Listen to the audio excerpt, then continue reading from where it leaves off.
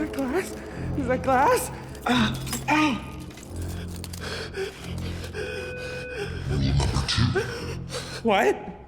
You signaled for help to the psycho trying to kill you. I wasn't signaling for help, please! What's happening? The ceiling fan challenge. What? If you manage to escape all the blades, you live. But be careful and keep an eye on all the blades. You never know when you're gonna be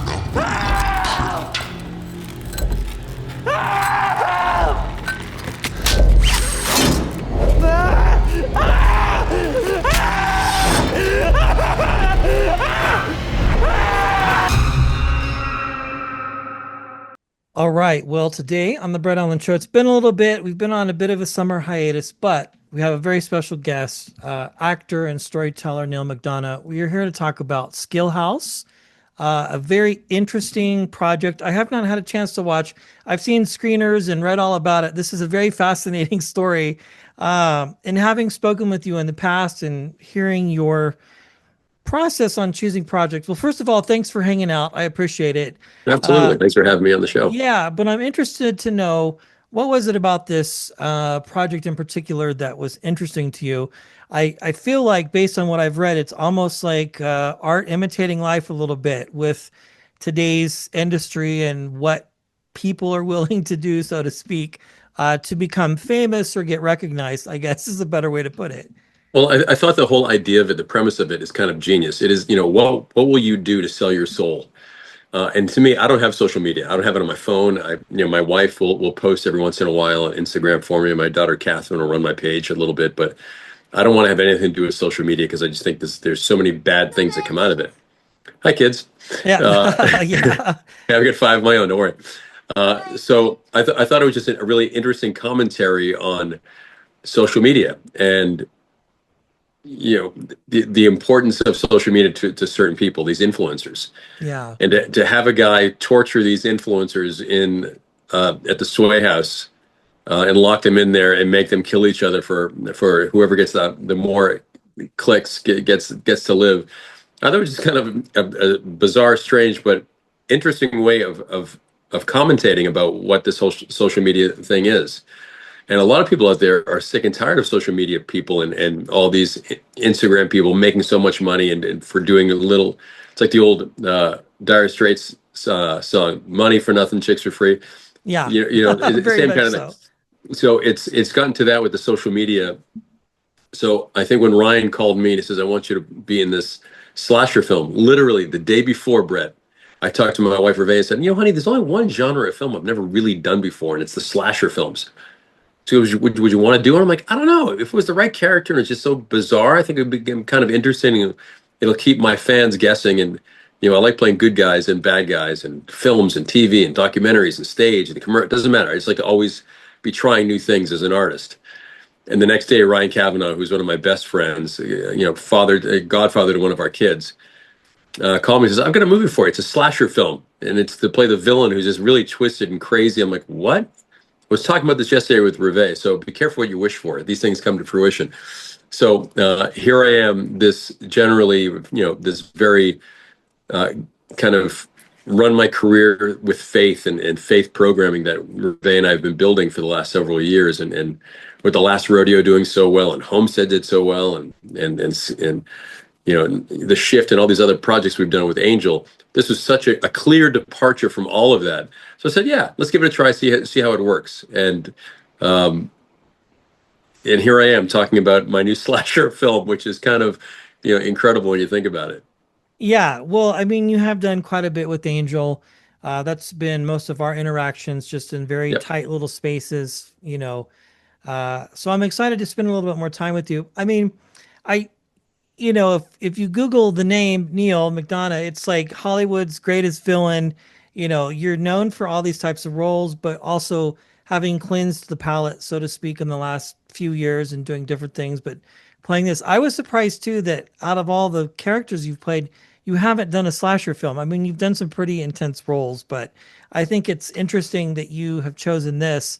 So now you've done it, and your wife, who is your manager and helps you pick these projects, What has been the response now that you've been able to see it, I would presume, and you watch it and go, wow, this was a lot of fun. Do you want to do it again? I guess is another follow-up question. Well, and this unnamed character is such, not only just a departure, but just something so new and different. He is hysterical. I mean, he's just over the top. And that's why I wanted to make it. If we're going to do a slasher film, I don't want to be dark. I want to be dark hysterical. Yeah. And, some of the things that comes out of my mouth is just, and we improv a lot of the stuff. And we came with it on the spot. And I went to a certain space in my soul and dredged up some things that I thought would be very interesting and entertaining for the fans. And that was the driving force for me. Was I want to make sure that if you're going to watch a slasher film, you're at least going to have some really good acting to watch as well, and just not just gore and guts. And I think that's what I did. And I'm very proud of what I did in this film, and very happy that I tried something completely different. Yeah, well, I would imagine as an actor too, it has to feel good to try something different like this, and then have it be successful, right? And have Right. to be the response so positive. Now you mentioned, you don't have social media. I've seen you and your daughter on TikTok doing dances, which I think is really fun to watch. But it is a different landscape for content creation and the way things get out, versus perhaps when you got your start. But looking at it, having done this film and the negative side, do you feel that there are, not necessarily with social media, but some positives to being able to create something on your own and have it be successful, but not necessarily chasing fame, but doing something that's good, who might not have the opportunities to get in front of a studio or something like that? As far as your perspective as someone who's been in this industry for a very, very long time and has had measurable success for sure. Well, I think when you get to create your own stuff, it just makes a big difference. Years ago, when I was doing Flags of Our Fathers, I had such a great time with Clint Eastwood. And after the premiere, everyone was coming up to me and talking to me, and they loved my performance and such. And Clint pulled me aside and he goes, "You're lazy." Like, what? Okay. He goes, "You haven't created your own content yet. You haven't produced or written any of your stuff. Why? Why are you just a gun for hire?" It's like, well, I'm working all the time. Isn't that enough? In my brain, I'm like, I just got chastised by Clint Eastwood. And it took me a couple of years to really kind of think about it. And it was after I had a hard time in Hollywood because I wouldn't do certain things. Yeah. That there was a couple of years where no one would hire me because they thought I was this nutbag. Well, I just love my wife, and that's basically it. Why I wouldn't kiss another woman. And then it really kind of set in. And then we produced our first movie called Greater. And that was such a great faith-based hit that I thought, and it doesn't really necessarily feel like a faith-based movie, just a great movie that has a faith backdrop. And I thought, well, this is interesting. This isn't really a faith film. People really love the film, so I want to make more films like this that talk about real-life problems. People die, people live, people have cancer, people have all these things that go on. And I want to do more films like this so audiences go to the theater and see themselves on screen instead of these massive tentpole, huge Marvel films, which are great, don't get me wrong, but I want to have something more intimate with the audience. And so then we started writing and producing our own content, and then we started with The Shift and then Homestead, and now The Last Rodeo has just done remarkably well in the box office. It was an $8 million film. It passed 15 million in the box office. And now it's really doing, I think it's number 4 this week on Apple and number 2 or 3 on Prime. People are renting and buying this film because they want to see themselves in the movies. So, it's something that was really important to me. It was a challenge that was set out to me, and it's a challenge that I'm loving now because we're about to start our 10th production together, my wife and I. And there's something just magnificent about the fact that I get to write and produce and star in films opposite my best friend and love of my life, my wife, Reve. So I'm not sure what could be better than that. So nothing else really exists for me other than, Reve, my kids, coaching them in their sports, and writing and producing films that I know give glory to him. This is a complete departure from it because my dear friend Ryan Kavanaugh asked me to do it. And I always say yes to a friend who's, so will you be in this film for me? I always say yes. That's just who I am. But I'm glad I said yes because it's the first time that Ryan and I have worked together. And I think we made something that's very specific and very different and original that really hasn't been done in the slasher genre before. Again, I love mixing it up. I love trying different things. As an artist, I love to paint with different colors. These are some different colors that you've never really seen from Neal McDonough, and I'm very happy that I had the opportunity to do it. Yeah, I think it's awesome. Well, I wouldn't expect you to remember this, but we were on our way to LA to Disneyland. I don't know, it was 20 some years ago. You were coming from Albuquerque working on that show back to Oof. LA. We shared a flight. I remember it was rather funny because you had gotten up to use the bathroom and people were trying to piece together you know how it goes. Like they Were you see the one you. sitting right next to me? Yeah, we were right next to you. Yeah. And I rem then, I remember it exactly. yeah. And then you took pictures with us when we got off the plane. And then on our way back from LA back to New Mexico, we shared a flight again as you were coming back to continue filming with that particular show in Albuquerque. So I'm excited. This is really cool. Yeah, well, it's cool that you remember that. That was a long time ago. Yeah. But a couple more questions here. So you've I done remember, I this. remember, the flight back from Albuquerque when I got fired from that show because I wouldn't do a kissing scene. Yeah, I remember that. I remember taking pictures of the desert, and I thought to myself, I hadn't told Reve yet that I'd been fired from the show because I wouldn't do it. I refused to do it. And I knew on the way back that my career was going to die. And I felt like I needed to be buried in the sand down in that desert Wow. right now because I know that my career is about to change massively. And my lawyer said I was going to get sued. All these things are going to happen. Go back and say sorry and do whatever they're asking. And I said, no, I won't and I can't. And because of that, that made me dig deep. For 2 years, it was brutal. It was couldn't get a job, lost everything. Everyone knows that story.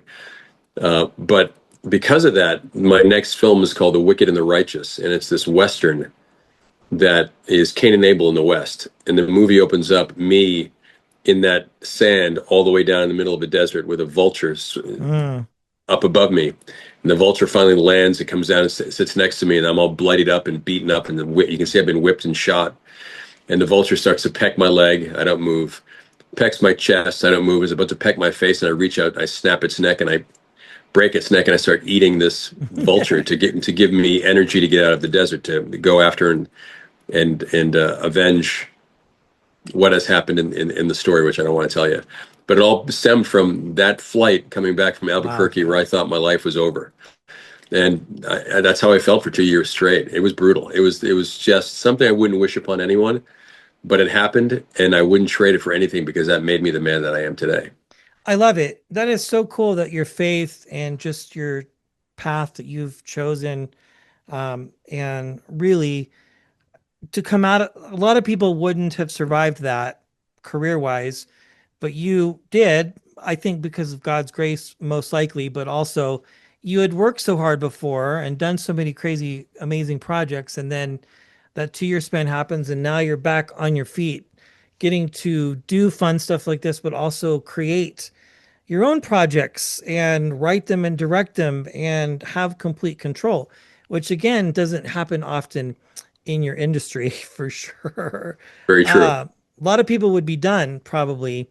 Uh, that's something that you see on TV in a show, like Suits or something. Some actor has decided to not do something, but to have lived it has to be crazy. What is like out of all of that, you've shared so much, but from all those experiences up until now, like what do you feel for those listening and watching would be the greatest lesson that you learned from making those decisions and really has propelled you? You've alluded to it a little bit here, but has propelled you forward and kept you going versus just like calling it quits, and retiring and sort of being like, well, I guess this is it, because of my choices that I stand on and my beliefs. Well, I think that, if you go back to the motifs of any faith, and I've read every book on every faith there is, especially when I was going through some hard times, I was like, well, what does it all mean? What am I here for? What's the meaning of life? This is seriously. And it came down to, if you honor God with everything you have, the best of your ability, we make mistakes at times. We're all sinners. We all do dumb stuff daily, but it's how you get through it and do it less the next day. And then finally just start to clear yourself up and clear your mind and really become a servant of his, and to serve other people more than you serve yourself. If you can do that, I'm not a political guy. I never have been, and people want me to be a political. I'm just, that's just not me. Right. I'm a guy, a man of faith, and I'm as much Christian as I am Jewish, as Muslim and Buddhist and Taoist and all these other things, all wrapped into one guy. So I wanted to kind of figure out a way to make the world a better place through my entertainment. And when you see the McDonough Company logo on a film, that's coming from my heart and soul, and that it's something that means a lot to me, and it's going to give glory to him. We could talk about really difficult situations and having to get through hard things, like the last rodeo. I have to get through some very difficult situations with cancer. My grandson that also made my wife died of the same brain tumor. And what do I do now after wallowing in self-pity for all these years? Kind of semi-autobiographical, isn't it? And how you get through it? Well, the only way I got through it, or Joe Wainwright from Last Rodeo got through it, was through faith. And allowing your friends and your family to break into your soul and understand who you are, and admit to your failings and admit to your flaws. And that's life to me. That's what life really is. And that's what I've learned on my journey of 59 years, that you're not that important. You're not that special. You're not that great. But if you serve others, it'll make you feel better. It'll make you feel more special, and it will make you feel awesome. And to me, it's serving others more than serving myself. Serving my wife, serve my kids, family first, me second, God first, me second. Those are the tenets that we live by. And I got to tell you this, Brett, in the last 10 years since I really started with that idea, man, has my life changed immensely. From 10 years ago, I never thought I'd have a job again, to now we're about to start our 10th production together, my wife and I. And, all the hits that we've had with our films that everyone's loving, and they're all turning profits. I couldn't tell you that, I'm so blessed that if I talk about it too much, I get choked up. I love it. Well, as we wrap here, as a side note, I still have Boomtown on DVD, by the way. Oh, Boomtown was, it may have been my favorite character that I helped. Originally it was supposed to be Jimmy Smits, and he dropped out on the 11th hour. And Steven Spielberg said, I just use just Neal McDonough in Minority Report. What about Neal? And they're like, great. And I said, well, can we change it from swarthy, lovemaking, cheating on your wife, Latino guy, to drunk, hate myself, torturous, but I got to make the world a better place, Irish guy? They said, yeah. And so I got to infuse me into Dave McNorris as much as possible. And that was a tour de force. And they let me rip on that show. And I love Boomtown. It's my favorite TV series I've ever been part of. And I miss David McNorris like crazy. Yeah, that was the killer show. Everything you've done is fantastic. Those two, that show, and of course, Minority Report obviously stands out, but what an awesome career you've had. Again, Skill House, everybody, please go and support this film when it releases. When is the official release date for this? Friday, the 11th. If you love slasher films, if you love that crazy, dark, nutty stuff, this one you're going to love, because it's not just dark and crazy. It's hysterical at times. It's filled with blood and guts and gore. It's going to scare the living snot out of you at times. But if that's your cup of tea, you're going to love this movie. Trust me. Exciting. Neal McDonough, thank you so much. This is a full circle conversation, meeting you years ago and then starting this show and getting you on here. It's how God works, I say. I love it. So congratulations on this and your production company. And thank you so much for your time, Neal. I really appreciate you spending a little bit of your afternoon and coming off of a holiday and chatting. I really appreciate it very much. It was my pleasure, Neal. Brett. I'll see you on the next one for sure. Absolutely. Thank you. Thanks for the time. God bless you. You too. What was that?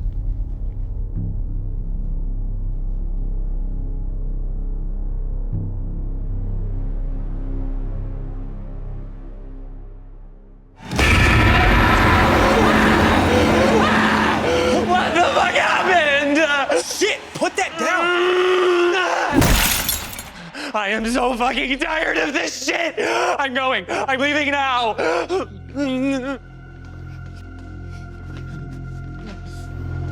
You leave, you die. Fuck! Fuck! Fuck! Fuck! Fuck! If you leave, you die. If you stay, you die. If you don't follow the rules, you die. If you follow the rules, you die. Why the fuck is this happening to us? Why the fuck is this happening at all? I can't.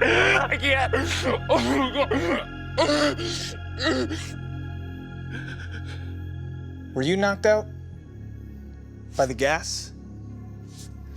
I mean, I saw all them wake up. Why do you think I'm doing this? I don't know. Where the fuck did you wake up?